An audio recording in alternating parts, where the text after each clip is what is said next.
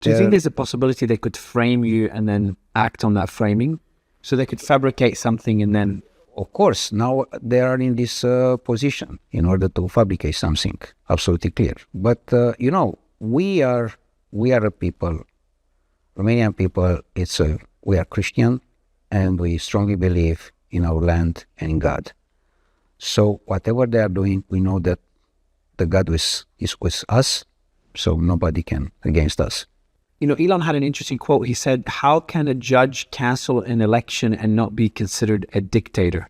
It's the law, it's a tyranny right now. So it's a dictatorship. And it's a precedent, by the way, for any other country. For any other country in the world, what's happening in Romania.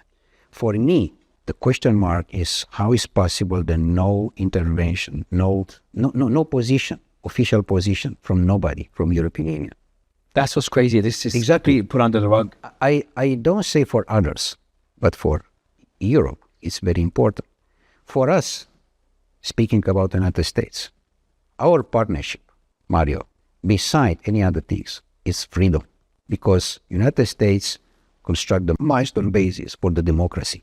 And democracy was cancelled by those guys. So the partnership, beside economical one, military one, NATO, whatever, is freedom. This United States have to understand today. Because if United States doesn't find a way to fight for freedom, who will fight for freedom? Anyone listening to this, how? This is a real partnership, which I'm looking for, with and only together with United States, which I said very clear is the main important partner, which we have, especially now with President Trump and Vance. It's very important because all these ideas are the same.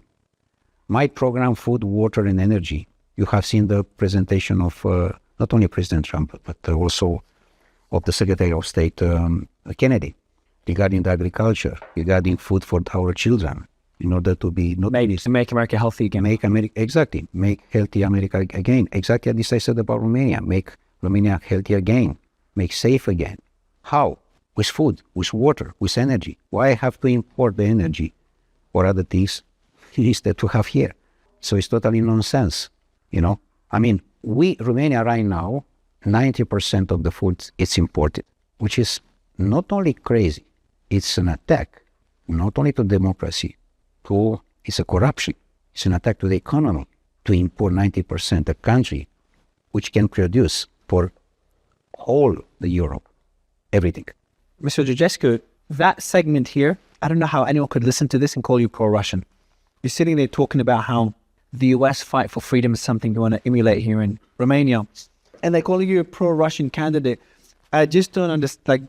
For any Romanian listening to this, there's no one that can believe it. Okay, of course it's a fake, but you have seen also the situation with President Trump before. The same situation was pro-Russia, this was a Russian intervention. It's the same thing. There are small guys which they have nothing to... I think the media is just dying. I know what... It's legacy media, it's in a position just to explore only this channel. Everything you are doing against the system, you are pro-Russian. But obviously based on the poll numbers, even before the casting of the election, people are waking up. In the moment when you are fighting for the democracy, for the freedom, you are a pariah. And the pariah does mean that you are pro-Russian. I am first of all pro-Romanian.